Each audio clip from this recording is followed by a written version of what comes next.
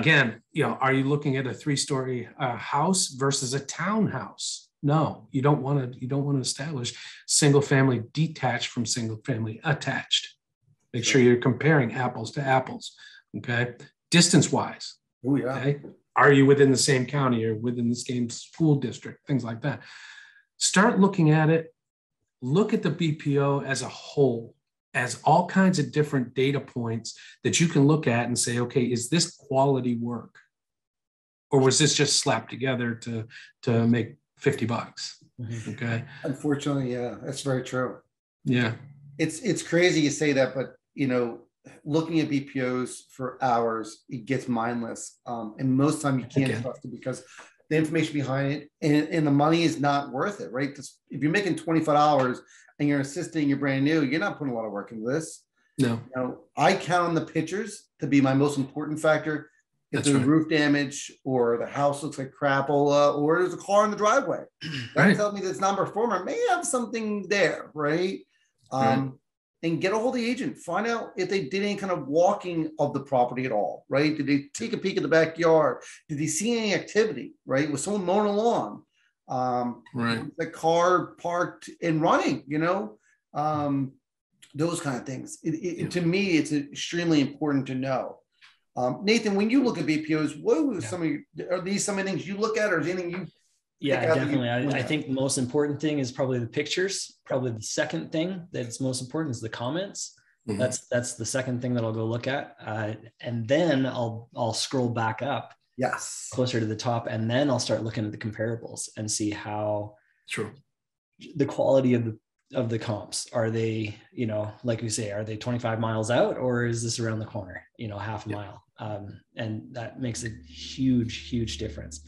And then again, what type of property is being compared, and I start looking at it like that, because you have to. And I get it. I totally get it. Like, there are agents that are just doing this because they're bored and they need $50 to go and buy dinner, or there's other ones that use it as a tool to get future listings. And I'm looking for the ones that are getting the future listings. Sure. So that's how I evaluate it. The last thing, I guess the first thing, because it's on the first page, I'll see that number and then I'll scroll through and then I'll come back. You're really looking for that eyes on the ground. Yeah. The pictures, the eyes on the ground, comments, roof damage, whatever damage. I'm not there and I'm not going to be there. So I need some information. One thing, if I can recommend, Mick, if you can tell all these big BPO companies, please don't tell me what you think it is. Yeah. Right? Just show me roof appears to have damage on it, right? It appears, don't tell me more than that. Like we often get like, well, this appears to be on, just show me the facts. Let me determine that knowledge, right? It's so often that they go to the next step and it's like, listen, tell me what gave you that thought that the house looked, the house is not occupied. Well, why? What was it given, right? What was there that told you was not occupied versus just blanket? Roof looks damaged. That doesn't tell me anything. Roof here on the left side appears to have a hole in it. Okay, let me determine if there's a problem with it. Mm-hmm. Yeah, and we'll call Bobby Quinn and do a flyover. But right. Drone. In the beginning, it used to give me great anxiety to hear an agent say, "Oh, it's in rough shape."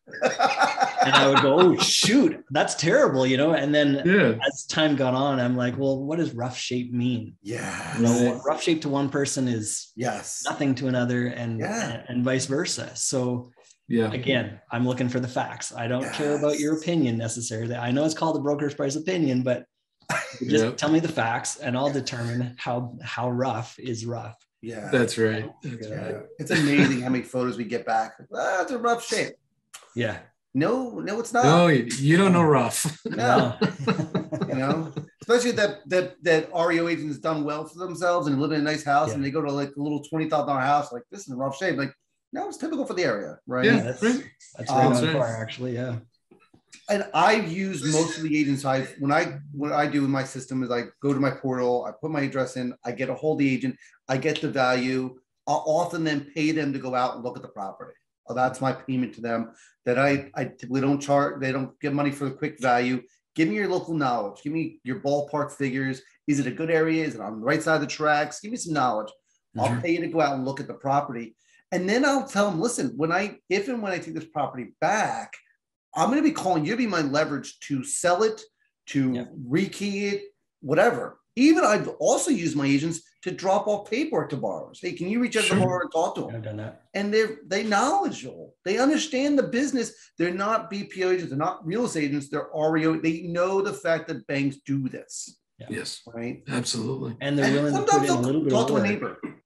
Yeah. And they're willing to put in a little bit of work because they've got a long-term view. I don't want the guy that's thinking about today. I want the guy that's thinking about 3 months from now, 6 months from now.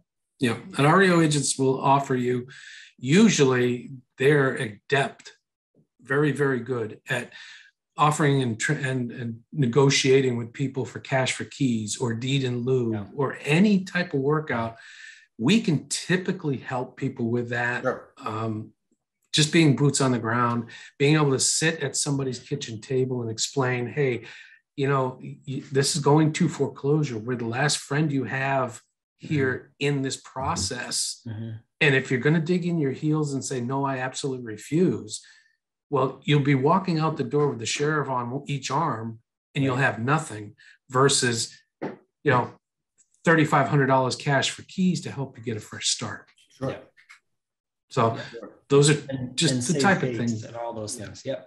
Exactly. Exactly. It's a people business. It really is. It's a people person business. Yeah. So just to recap, BPOs do work. I know I'm a bad person. I hate BPOs, but they do work. And, for people who are doing mass amounts of properties, I get it. BPOs are important to those people. Hedge funds need BPOs because they can't get what we do. But if you're looking to buy one or two properties, one of the best strategies, you can go to our portal, get REO agents, you go to HUD, get agents, go to Zillow, get agents, and don't reach out to one. You're going to have to reach out to more than one agent. Right. Email them, call them, reach out to them, and just what you want to ask them is, what is the knowledge of the local area? Where is this property at? Is it a tenant area? Is it a homeowner area? What is your thoughts about the area in general? I also asked for what is the average rehab value of the property if there's ARV on it. Also asked for rental. What would be the average rental for this area? And then lastly, any comments or whatever. And I actually have on my website a private site where I actually offer them to upload AVM, and I tell them I will reach out to you to get more clarity and to have some kind of fee for service for you to give me some more information and have a relationship. But it kind of weeds out those who may be busy, may not be interested. But these agents do more than just connect with us. They become our light set of that local eyes and ears on the ground. You never know what they can come up with being local.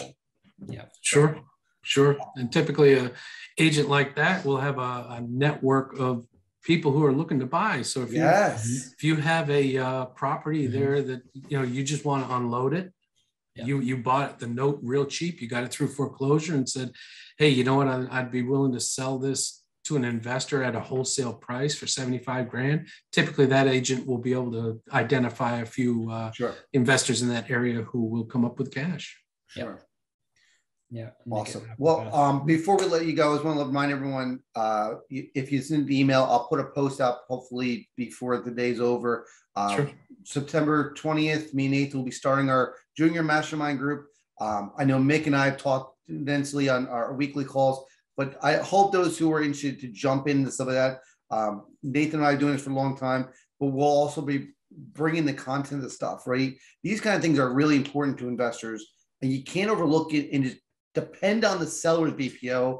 I'm going to tell you from a fund level, we've ordered multiple BPOs just to give our buyers a higher value to sell that property. So you really want to get your own value.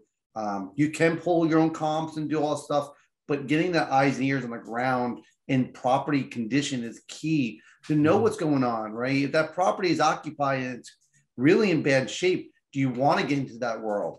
Because then you may be doing a rehab. Most likely that person can't even afford to modify. So if you're looking for a non-performing flip, there's probably some gamut there.